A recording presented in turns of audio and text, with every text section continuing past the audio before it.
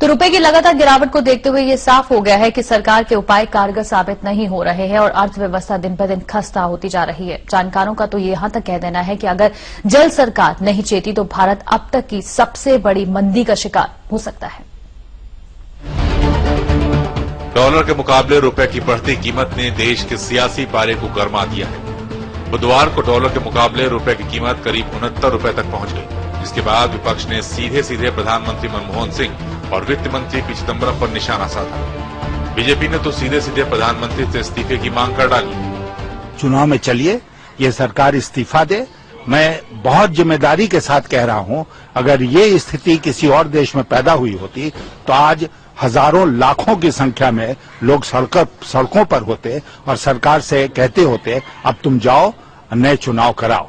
ये सब जान रहे हैं, सब महसूस कर रहे हैं कि बाजार पूरी तरह देश की इकोनॉमी बैठ गई है, बुरी हालत में।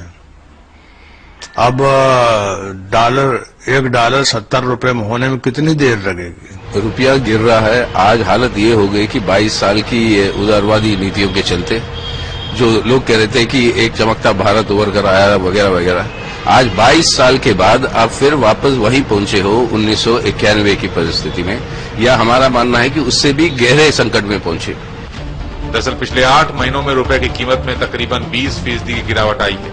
1 जनवरी को जिस रुपए की कीमत 54 रुपए 68 पैसे थी, बुधवार को वो 68 रुपए 80 पैसे तक पहुंच गई। लेकिन सरकार यही आश्वासन देती रही कि जल्द ही सब कुछ ठीक हो जाएगा। लेकिन जानकार मानते हैं कि देश की अर्थव्यवस्था बेहद नाजुक हालात में पहुंच गई है। इस समय रुपया दुनिया की करेंसी में सबसे खराब स्थिति से गुजर रहा है, जिसका दबाव देश की अर्थव्यवस्था पर पड़ रहा है। डॉलर की बढ़ती मांग के बीच कच्चे तेल की कीमतें बढ़ने लगी हैं और आने वाले दिनों में देश में पेट्रोल, डीजल और रसोई गैस के दाम बढ़ सकते हैं, जिसका सीधा असर देश की महंगाई दर पर भी पड़ेगा। जानकार मानते हैं कि अगर सरकार ने अब कोई कड़ा कदम नहीं उठाया तो फिर हालात और खराब हो जाएंगे। यहाँ से प्रॉब्लम और बढ़ सकते हैं, क्योंकि क्रूड ऑयल की कीमतें बढ़ती जा रही हैं, हमको इंपोर्ट करना भी महंगा होते जा रहा है क्योंकि डॉलर का भाव बढ़ते जा रहा है, तो लोकल में उसकी कीमतें बहुत ही बढ़ जाएंगी और जिसकी सीधी असर इन्फ्लेशन पे पड़ेगी और हर एक चीज महंगी हो जाएगी। इससे में हकीकत यह है कि भारत की कमजोर अर्थव्यवस्था में विदेशी निवेशकों की रुचि घटी है, जिससे डॉलर की मांग बढ़ी है। अफरा तफरी के माहौल में निवेशक बाजार की जगह सोने जैसे सुरक्षित मानकों का रुख कर रहे हैं। ऐसे में जरूरत कड़े कदम उठाने की है, लेकिन बजाय इसके सरकार चुनावी माहौल में खाद्य सुरक्षा योजना जैसे फैसले ले रही है, जिसका असर राजकोषीय घाटे पर पड़ेगा। सरकार के हाथ चुनाव के चक्कर में बंधे हुए हैं, लिहाजा सरकार का ध्यान लोक लुभावन योजनाओं पर है।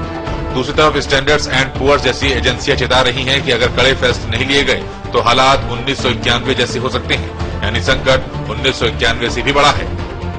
अगर इमीडिएटली हमने कुछ सोल्यूशन ना किए रुपए को स्ट्रेंथन करने के, तो आज तक की सबसे बड़ी मंदी देश की 1947 के बाद की सबसे बड़ी मंदी के अंदर हम एंटर कर सकते हैं। एक दिन पहले ही वाणिज्य मंत्री आनंद शर्मा ने अपनी निजी राय देते हुए कहा था कि देश के पास 31,000 टन सोना है और 500 टन सोना गिरवी रखने पर ही करंट अकाउंट घाटे से निपटा जा सकता है। और शायद आनंद शर्मा की इसी निजी राय के बारे में सरकार भी गंभीरता से सोच भी रही होगी। यही कारण है कि बुधवार को वित्त मंत्री ने एक लिखित बयान जारी करके कहा कि सारे विकल्प खुले हैं, साथ ही अपनी मजबूरी भी गिना दी। कहना बहुत सरल है, ये देश लोकतंत्र का देश है। यहाँ पर 2% टैक्स लगाया जाता है, तब बहुत से चर्चा होता है कि सरकार टैक्स नहीं लगाना चाहिए। तो इकोनॉमिक इमरजेंसी हो तो किस तरह की परिस्थिति बनेगा अगर इकोनॉमिक इमरजेंसी लगाया जाए तो? क्या ये जनतंत्र उसको बर्दाश्त कर पाएगा?